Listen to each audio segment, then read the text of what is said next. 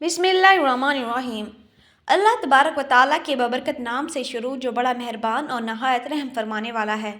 अस्सलामु अलैकुम रहमतुल्लाहि व बरकातुहू।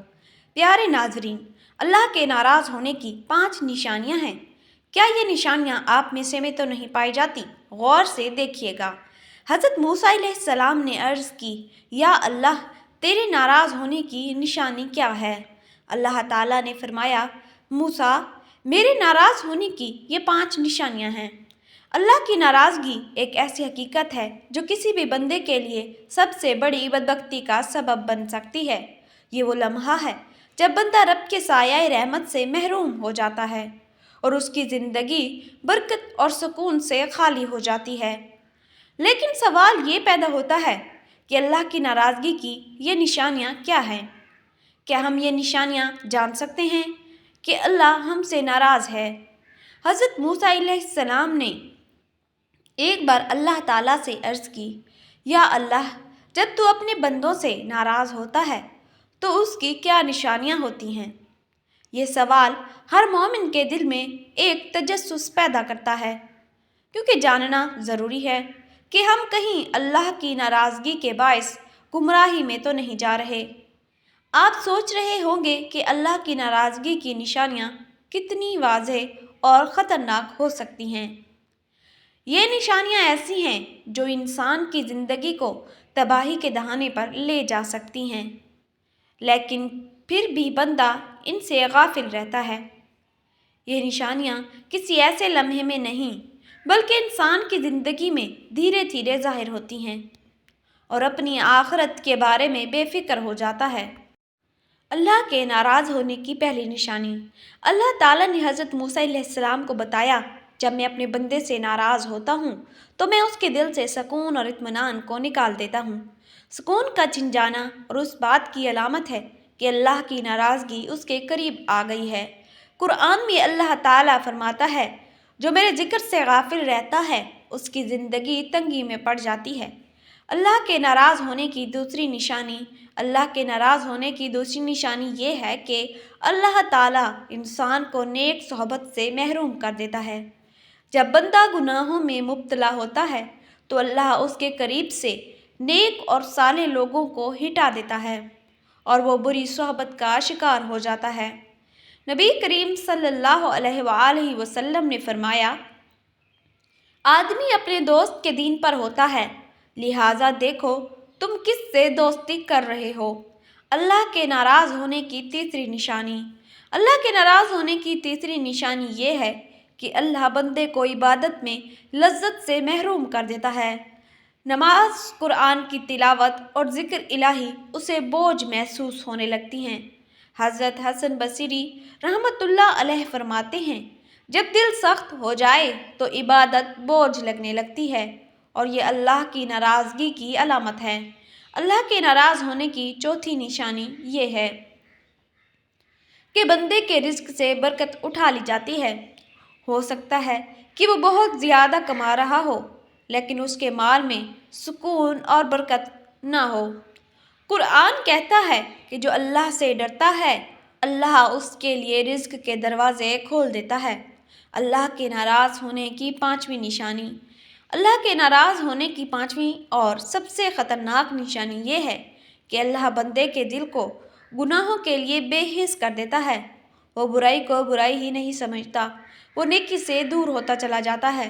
अल्लाह फरमाता है कि हमने उनके दिलों पर मोहर लगा रखी है और वो हदायत को नहीं समझ सकते। ये 5 निशानियाँ हमें जो जोड़ने के लिए काफ़ी हैं कि हम अपने आमाल और नीयतों का मुहासबा करें और अल्लाह की रज़ा हासिल करने के लिए अपनी ज़िंदगी को उसकी मर्ज़ी के मुताबिक ढाल लें। उम्मुल मोमिनीन आयशा रज़ी अल्लाह तआला अन्हा कहती हैं कि एक रात मैंने रसूल अल्लाह सल्लल्लाहु अलैहि वसल्लम को अपने बिस्तर पर ढूंढा तो आप सल्लल्लाहु अलैहि वसल्लम को नहीं पाया। चनाचा मैंने अपना हाथ बिस्तर के सरहाने पर फेरा तो वो आपके कदमों के तलवे से जा लगा। देखा तो आप सजदे में थे और फरमा रहे थे, आऊज़ु बिअफ़ूका मन अक़ाबिका व आऊज़ु बरज़ाका मन सख़्तिका اعوذ بک منک، میں تیری سزا سے تیری معافی کی پناہ مانگتا ہوں، تیرے غصے اور ناراضگی سے تیری رضامندی کی پناہ مانگتا ہوں، اور تجھ سے تیری پناہ مانگتا ہوں۔ رب کی رضا میں راضی رہنے کے لیے کیا کریں؟ پیارے اسلامی بھائیوں اور بہنوں، اللہ پاک کی رضا میں راضی رہنے کی عادت اپنانے کے لیے بہت سارے طریقے اپنائے جا سکتے ہیں۔ مثلاً اللہ پاک کی رضا میں راضی رہنے کے فضائل پڑھیں۔ اللہ پاک کے نیک بندے جو ہمیشہ اس دنیا میں اللہ کی رضا میں راضی رہتے ہیں، ان کی سیرت پڑھیے۔ اسی طرح تکلیف، مصیبت، پریشانی، غربت وغیرہ پر ملنے والے ثوابات کا مطالعہ کریں۔ قرآن پاک کو ترجمہ سے پڑھیے، اس کی برکت سے انشاءاللہ پاک کی رضا میں راضی رہنے کا ذہن بنے گا۔ حضرت غوث اعظم شیخ عبد القادر جیلانی رحمۃ اللہ علیہ نے اللہ پاک کی رضا میں راضی رہنے کے 2 آسان طریقے بتائے ہیں۔ آپ فرماتے ہیں، نمبر 1، جو شخص اللہ پاک کی رضا میں راضی رہنا چاہتا ہے، اسے چاہیے کہ موت کو ہمیشہ یاد رکھے، کیونکہ موت کی یاد دنیاوی مصیبتوں کو آسان بنا دیتی ہے۔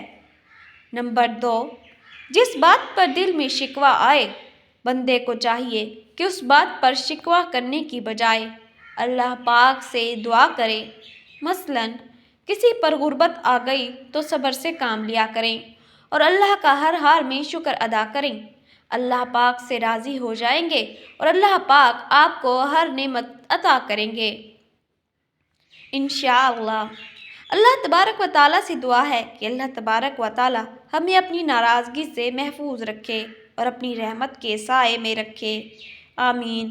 پیارے ناظرین، بے شک اللہ تبارک و تعالیٰ کی مقدس کتاب قرآن پاک سب سے بڑی ہدایت کا سرچشمہ ہے، تو اس لیے ہمیں چاہیے کہ ہم قرآن پاک کو ترجمہ کے ساتھ پڑھیں اور اس کی تفسیر کو پڑھیں اور اپنے نیک بندوں کی تفسیریں پڑھیں، جیسا کہ صحابہ کرام کی کتابیں پڑھ لیں اور پیارے انبیاء کرام کے آپ قصے پڑھ لیں اور امہات المومنین کی ازواج مطہرات کے بارے میں آپ علم حاصل کریں، تو اللہ تبارک و تعالیٰ آپ کے ذہن کو دوسری طرف یعنی کہ شیطان کی طرف نہیں جانے دیں گے۔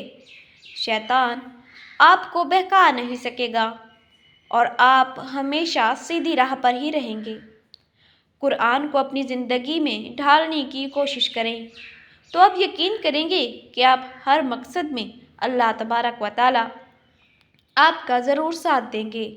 اللہ تبارک و تعالیٰ تو معاف فرمانے والا ہے اور معافی کو پسند کرنے والا ہے۔ اللہ تعالیٰ ہمیں بھی معاف فرمائے۔ اللہ تبارک و تعالیٰ سے دعا ہے کہ اللہ تعالیٰ تمام امت مسلمہ پر اپنا رحم اور فضل کرے، آمین۔